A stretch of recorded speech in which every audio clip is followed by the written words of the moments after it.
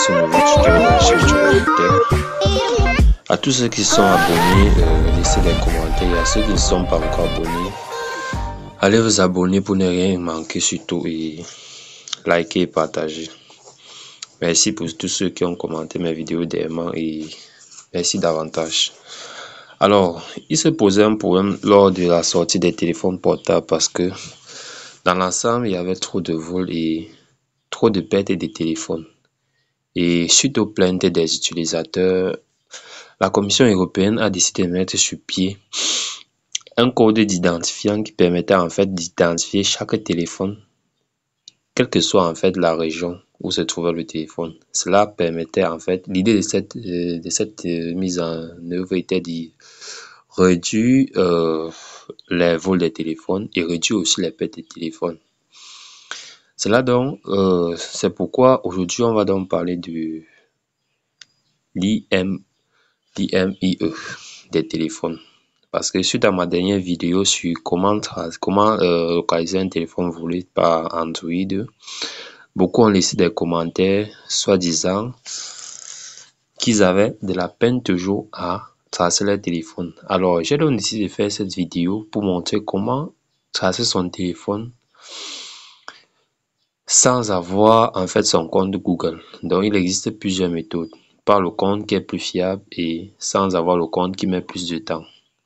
Alors c'est pourquoi dans cette première partie, j'ai décidé de vous parler des IMEI des téléphones. Alors, pour ceux qui ne connaissent pas, j'ai préparé ce petit documentaire pour vous. Alors, l'IME, c'est un numéro d'identifiant des téléphones. Donc, chaque téléphone fabriqué a son numéro d'identifiant qui le caractérise et qui à tout moment permet de référencer le téléphone et donner toutes des informations sur le téléphone. Alors, c'est quoi l'IME?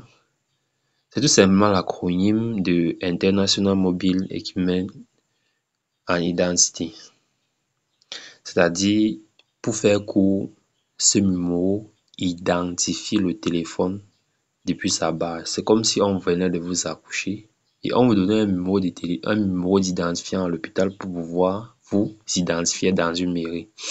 Alors, il va de soi que nous soyons sur Android ou sur iPhone, nous avons un numéro d'identifiant. Alors, cela est régi par la Commission internationale. Donc, aucun téléphone ne peut sortir de l'usine sans avoir son identifiant. Alors, quel était l'intérêt? Je viens de le dire. L'intérêt était de réduire les pertes des téléphones, réduire les vols des téléphones et susciter une crainte envers les voleurs, susciter une crainte envers des ramasseurs de téléphones. Il se posait aussi un problème lorsque vous ramassez un téléphone de près de 1 million et que vous mettez à utiliser sans problème. Mais est-ce que ce téléphone vous appartenait? Non. C'est pourquoi aujourd'hui, on ne peut plus faire cette erreur de ramasser un téléphone au hasard parce que vous-même vous savez ce qui vous arrive lorsque vous utilisez un téléphone qui ne vous appartient pas. Alors, la technologie est aujourd'hui très avancée et beaucoup commencent à craindre de prendre ce qui ne les appartient pas. Alors, donc, on vérifie la provenance des téléphones, mais aussi le débogueur. Je ferai un tutoriel pour montrer ce que c'est que le débogueur et comment l'activer dans les téléphones. En fait, ça concerne plus ceux qui reprogramment les téléphones.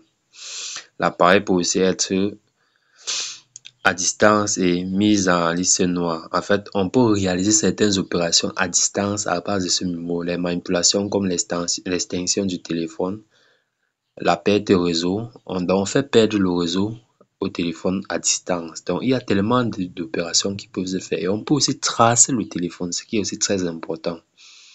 Alors, l'IME, il y a des IME, généralement on le connaît sur 17 chiffres. C'est vrai que d'autres sont à 15 chiffres. C'est toujours réglementé, donc ne vous inquiétez pas. Dans les premiers chiffres sont généralement, ils permettent d'identifier le pays de fabrication.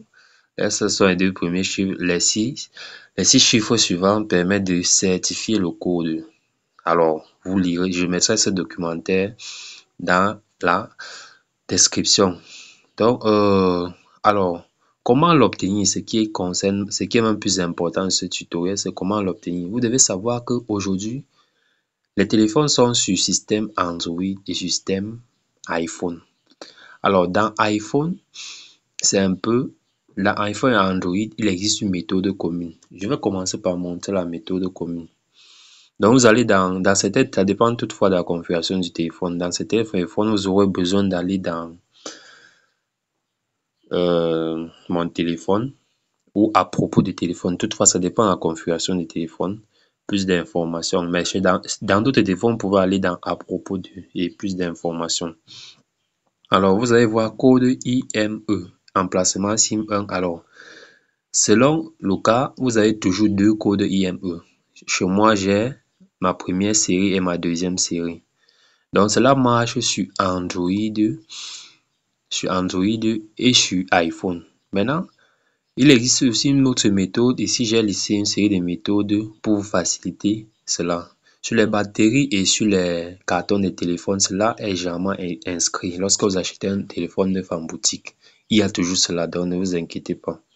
Donc, si à jamais vous ne trouvez pas cela inscrit sur votre carton de téléphone ou sur votre batterie ou sur votre téléphone même, il y a lieu de vous inquiéter. C'est toujours inscrit dessus.